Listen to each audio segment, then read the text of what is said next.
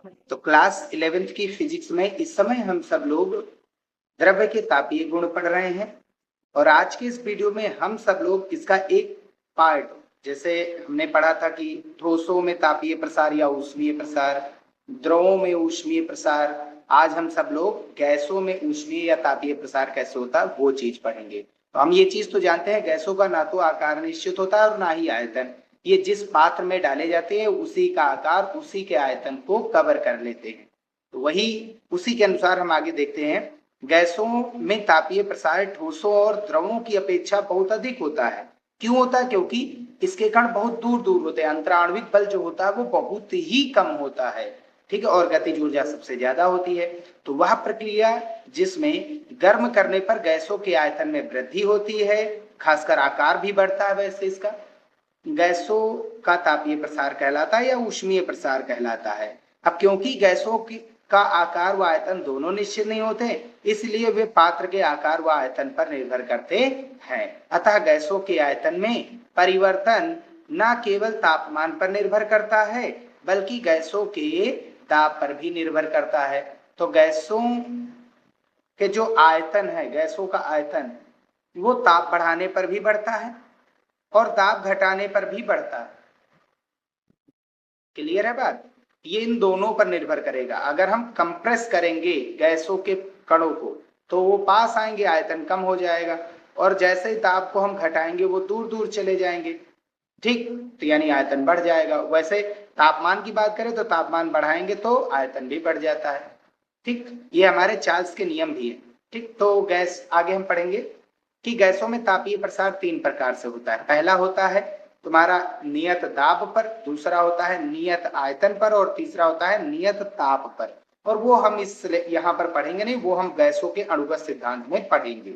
यहाँ पर केवल हम ताप और दाब की बात करेंगे। चलिए स्टार्ट करते हैं। तो गैसों का तापीय ऊष्मीय प्रसार तीन प्रकार से होता है। पहला नियत दाब पर, अगर हम दाब को नियत रखें और तापमान को बढ़ाएंगे तो फिर कण दूर दूर भागेंगे, यानी आयतन भी बढ़ेगा। तो स्थिर या नियत दाब पर गैस का ताप बढ़ाने पर गैस के आयतन में वृद्धि होती है। यानी कि जब T नियत होगा प्रेशर, तो V किसके समानुपाती होगा? T के। और समानुपाती यानी T पर कौन निर्भर कर रहा है? V। तो ताप को हम रखेंगे x अक्ष पर और y अक्ष पर हम लेंगे आयतन को, और समानुपाती का ग्राफ कुछ ऐसा बनता है। और इसका जो झुकाव कोण होता है उसकी स्पर्शज्या, यानी जिसको हम ढाल कहते हैं इस वक्र की या रेखा की, वो दाब के व्युत्क्रमानुपाती होगा। ये भी चीज याद रखिए, ठीक। ये गैसों के अणुगत सिद्धांत में हम पढ़ेंगे आगे। अब हम यहां से पढ़ेंगे आयतन प्रसार गुणांक, ठीक। यहीं से हम क्या पढ़ेंगे? आयतन प्रसार गुणांक। जैसा कि पिछले वीडियोस में हम पढ़ते हुए आए हैं कि जो आयतन प्रसार गुणांक होता है उसको गामा से लिखते हैं और वो delta V upon V not delta T के बराबर होता है। V नॉट होता है प्रारंभ में जब हम तापमान बढ़ाए ही नहीं थे, गैस को लिया गया था तो उसका कुछ आयतन रहा होगा, हमने डेल्टा T ताप बढ़ाया तो उसके आयतन में वृद्धि होकर के डेल्टा V हो गई, और कितना टोटल प्रसार हुआ ये गामा बताता है। तो अगर हम V को कहाँ ले लें, V नॉट को बाहर ले लें, तो अगर अल्पांश की बात करें, बहुत छोटे की बात करें, तापमान में छोटा वृद्धि करेंगे तो आयतन भी छोटा हो जाएगा। तो ये डेल्टा रूप लिमिट होता है जब अंतर ज्यादा हो, परिवर्तन ज्यादा हो। लेकिन जब परिवर्तन बहुत छोटा होता है तो उसको dV/dt लिख देते हैं और सफिक्स में P लिख देते हैं, क्योंकि P यहाँ पर कांस्टेंट है, प्रेशर नियत दाब पर ये आया है गामा का मान। अगर हम सब लोग बटे वाली वैल्यू 1 रखते हैं, एक जो आयतन था, ठीक है, प्रारंभ में वो 1 मीटर क्यूब, और जो तापमान वृद्धि है, ताप में वृद्धि वो 1 डिग्री सेल्सियस करे, तो डेल्टा V किसके बराबर होगा? गामा के बराबर होगा। यानी गामा जो है वो हमारा डेल्टा V के बराबर हो जाएगा। और यहां से हम डेफिनेशन निकाल सकते हैं कि स्थिर दाब पर, दाब हमारा तो स्थिर है ना, तो स्थिर दाब पर गैस के एकांक आयतन, एकांक आयतन का ताप 1 डिग्री सेल्सियस बढ़ाने पर, जो बटे में है, तो स्थिर दाब पर गैस के एकांक आयतन का ताप 1 डिग्री सेल्सियस बढ़ाने पर उसके आयतन में होने वाली वृद्धि को ही, जो भी वृद्धि होती है आयतन में, उसी को हम कहते हैं आयतन प्रसार गुणांक, ठीक भैया। अब इसका प्रतीक होता है गामा, और एसआई मात्रक जैसा कि पिछले वीडियोस में चलता चला आ रहा है प्रति डिग्री सेल्सियस, तो वो यही होगा। और डीएफ इसका क्या होगा? डायमेंशनल फार्मूला डायमेंशनल फार्मूला यानी विमीय सूत्र वो थीटा इनवर्स होगा। क्यों होगा? क्योंकि आयतन का मीटर क्यूब कैंसिल, नीचे बचा कौन? ताप। ताप का डेल्टा टी यानी तापांतर है ना, तो ये तुम्हारा हो जाता है डिग्री सेल्सियस। इसका मात्रक डिग्री सेल्सियस होते। अगर एसआई कहता, एसआई मात्रक जब कहता तो भैया केल्विन भी हम यूज में ले सकते, प्रति केल्विन। एसआई मात्रक की बात कर रहा है ना, तो तापमान का एसआई मात्रक क्या होता है? केल्विन होता है। और ये ऊपर जाएगा तो इसकी बीमा होती थीटा, ऊपर जाएगी तो थीटा इनवर्स हो जाएगी। क्लियर? तो सेकंड अब हम पढ़ेंगे नियत आयतन पर। यानी अभी तक हमने क्या किया था कि दाब को नियत रख करके तापमान बढ़ाए, अब हम आयतन को नियत रख करके तापमान बढ़ाएंगे। तो होगा क्या? ये गैल्यूशैक का नियम होता है, ठीक है।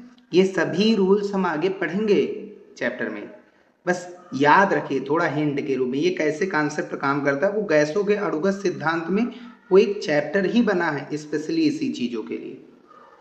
तो ये होता क्या है? स्थिर आयतन पर गैस का ताप बढ़ाने पर गैस के दाब में वृद्धि होती है। भाई जाहिर सी बात है, अगर हम आयतन फिक्स कर देंगे, एक सिलेंडर ले लीजिए, अब उसकी आकृति एकदम फिक्स है ना, अब क्या कण उससे बाहर निकल सकते? नहीं। लेकिन अगर हम गर्म करेंगे तो वो कण दूर तो जाएंगे नहीं, एक दूसरे से टकराएंगे। टकराएंगे तो एक दूसरे पर दाब लगाएंगे, दीवारों पर दाब लगाएंगे, बाहर निकलना चाहते।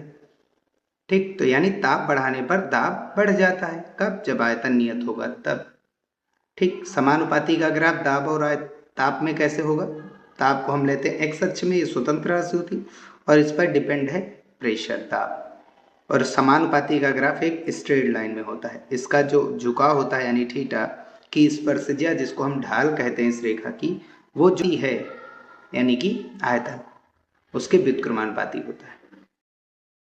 दाब प्रसार गुणांक क्या होता है? तो मान लेंगे कोई एक गैस है, हमने ले लिया, उस गैस का कुछ ना कुछ दाब होगा, उसमें भरेंगे अगर हम, तो उसके पार्टिकल एक दूसरे पर कुछ बल लगाएंगे। और उस समय जब गैस हमने भरा था उसमें, तो उस समय उसका तापमान क्या था? T था। और वो दाब कितना लगा रहा था? उसके कण एक दूसरे पर दाब कितना लगा रहे थे? P0। ठीक, तथा ताप बढ़ाने पर डेल्टा टी, ताप बढ़ाने पर दाब में भी क्या हो जाएगी? वृद्धि। कण एक दूसरे पर ज्यादा बल लगाएंगे, पहले तो कम लगा रहे थे, लेकिन तापमान बढ़ाएंगे तो कण की गतिज ऊर्जा बढ़ेगी और एक दूसरे से टकराएंगे तो दाब बढ़ेगा। और वो कितनी वृद्धि होती है? Delta P. तो डेल्टा पी दो चीजों पर निर्भर करेगा। शुरुआत के सेकंड वीडियो से ये कॉन्सेप्ट हम पढ़ रहे हैं, ठीक है, तो ये चीज जरूर देखिए वहां से। डेल्टा पी दो चीजों पर निर्भर करेगा। पहला तो ताप वृद्धि पर। ताप वृद्धि भैया कैपिटल टी है, तो ये चीज याद रखिए, capital T, small T, theta कुछ जगह लिखा रहेगा तो कोई दिक्कत नहीं है। तो ये दो चीजों पर, पहला प्रारंभिक दाब कितना था उस पर निर्भर करेगा, और दूसरा ताप परिवर्तन। ठीक, ताप बढ़ाने पर ये बढ़ेगा ही, और साथ ही साथ अगर प्रारंभिक मान ज्यादा है तब भी ये ज्यादा बढ़ेगा। ये अपने प्रारंभिक मान पर डिपेंड करेगा। क्लियर बात? तो पहले से ही अगर, यानी कि अगर पहले से ही ताप ज्यादा लग रहा है तो ताप बढ़ाने पर और ज्यादा ताप लगेगा, बस ये चीज है। समानुपाती का चिन्ह हटाएंगे तो एक नियतांक जुड़ेगा बीटा। ये बीटा भैया क्षेत्रीय प्रसार गुणांक नहीं, यहाँ इस बीटा का मतलब है दाब प्रसार गुणांक, और इसी की वैल्यू हमको निकालना है। तो दाब कितना बढ़ा ये चीज हमको बताता है, ठीक है, कौन सी गैस कितना बढ़ा सकती है। ये बटे में भेजेंगे तो बीटा की वैल्यू हो जाएगी delta P upon P not delta T, delta P upon P not delta T.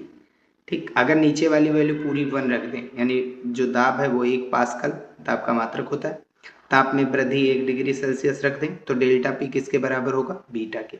हम यहाँ से डिफिनेशन निकाल सकते हैं, और वो डिफिनेशन होगी नियत आयतन पर। भाई ये नियत आयतन पर ही हुआ है। गैस के 1 पास्कल, गैस के 1 पास्कल का ताप, यानी 1 पास्कल में जो गैस के कण हैं उनका ताप 1 डिग्री सेल्सियस बढ़ाने पर उसके दाब में, यानी गैस के दाब में हुई वृद्धि को दाब प्रसार गुणांक कहते हैं। 1 पास्कल लेना है, गैस के अणु जो 1 पास्कल का दाब लगा रहे हैं उन्हीं का ताप अगर 1 डिग्री सेल्सियस बढ़ाएंगे तो जो भी दाब में परिवर्तन होगा, दाब में वृद्धि होगी, वही बीटा कहलाएगी, दाब प्रसार गुणांक। इसको हम बल्क मॉडुलस के कॉन्सेप्ट पर भी देख सकते हैं। इसका न्यूमेरिकल वैसे आएगा, बल्क मॉडुलस यानी कि आयतन प्रत्यास्थता गुणांक बराबर होता है दाब में वृद्धि या दाब में परिवर्तन, ये माइनस का साइन, क्योंकि आयतन घटेगा। अगर कोई वस्तु को हम जल में डालेंगे तो जल उसको क्या करेगा? दबाएगी, बल लगाएगी, दाब लगाएगी अंदर की ओर, उससे आयतन, उसके आयतन में कमी आएगी। और ये ऊपर लिखेंगे, ऊपर क्या होता है ताप परिवर्तन, नीचे होता है आयतन परिवर्तन की। ठीक है, आयतन परिवर्तन ये कह सकते हैं तुम्हारी त्रुटि है एक तरीके की, delta V upon V naught प्रारंभिक आयतन है। ठीक है, तो ये दाब और आयतन में संबंध का भी फार्मूला है, लेकिन कब, जब बल्क मॉडुलस आपको आयतन प्रत्यास्थता गुणांक दिया जाएगा तब। तो बीटा यहाँ पर दाब प्रसार गुणांक है और बी जो है वो भैया आपका यहाँ पर बल्क मॉडुलस आयतन प्रत्यास्थता गुणांक है। बस इतना ही था।